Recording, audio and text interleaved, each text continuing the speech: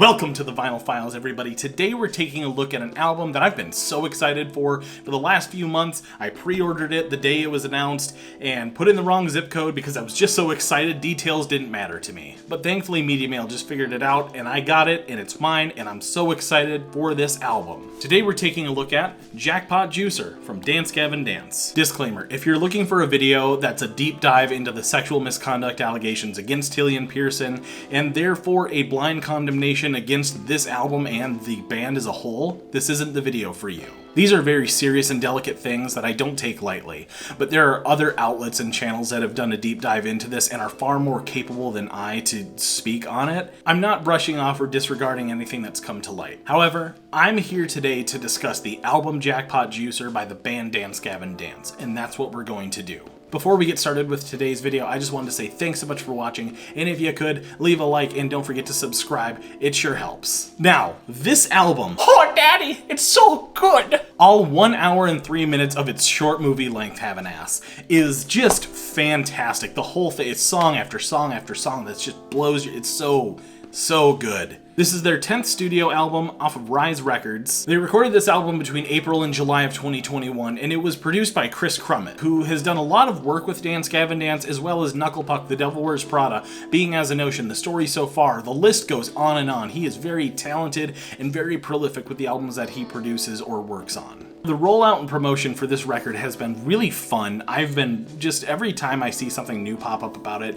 I've just gotten just a little bit more excited because they are just a really fun band. And especially the artwork on this one, I really like the world that they kind of build through their album artwork, and especially on this album with all the anthropomorphized fruits and whatnot. They also shot a series of music videos as promotion for this album, and they're great. They're like a short film. So in the first video for Synergy, they're all working in a diner, motel, gas station, garage, and they have a rodent infestation. So naturally they call Rodent King, and a John Mess exterminator shows up carrying a radio flyer full of gear behind him. Some things happen and then they get sucked into an alternate dimension. That's the video 1. In video 2 for Pop Off, the exterminator is now a literal rat king who makes the fruit people that are now in this world fight to the death for his own amusement and has a legion of masked goons to enforce his rule. And locked in the cage is motel manager Tillian. After quite possibly the most uncomfortable come hither motion, he really puts his entire body into it, it's odd. He breaks free or seduces a guard,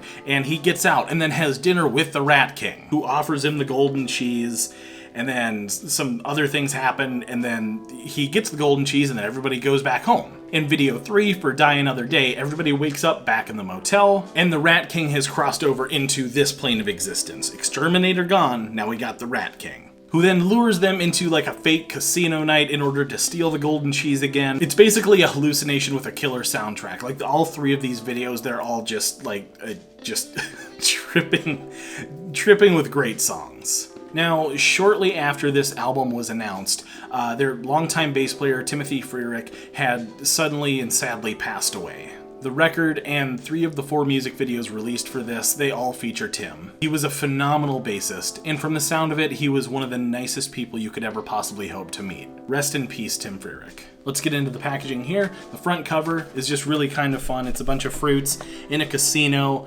just, you know, gambling, playing some games. There's a strawberry couple. There's a bunch of bananas. It's a good time. The back cover here, you can see my fingerprints because both the front and the back covers, it's all like foil. It's really cool, but yeah, it shows your fingerprints a lot. But I mean, look at that. Who wouldn't want a banana dolphin jet ski? I don't want to meet that person because that looks like the most fun you could ever possibly have. The inner gatefold here, that's really fun. Just a big old pool party, and you see some people, they're having some juice, and these are all fruits that are drinking juice. That dude's got an orange on his tray. This pineapple is a murderer. That's half a dude in this world. Get into the sleeves themselves. Again, more fun foil. Jackpot Juicer. This is the orange and red splatter on clear. I like that the red is actually more of a hot pink, which, hey, I'm not complaining. I like hot pink a lot more than I like red. Second record here. Again, more foil, but on blue. More lyrics right there. Beautiful records.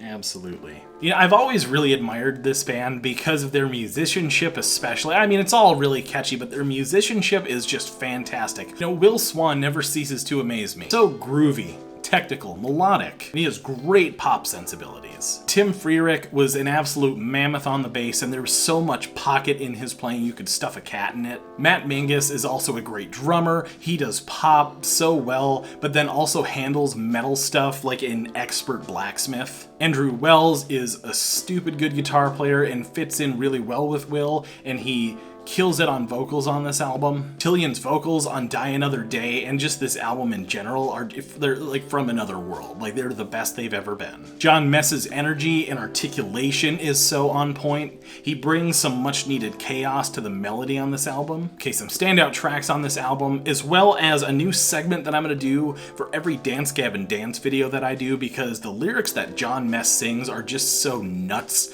they deserve to be highlighted. So, without further ado, it's time for John Mess's Poetry Corner.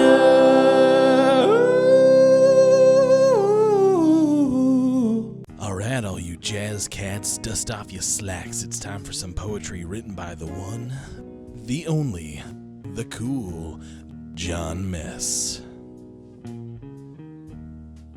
big bangers, swang fangers, go to shows, straight bops, don't rot, you should know. No frowns around, I'm now an older clown. I think I honked my spleen. The money came to answer my prayers. If you're filming me piss, it's probably best I stop the stream. My colon is golden, eyes, they gleam. Yeah.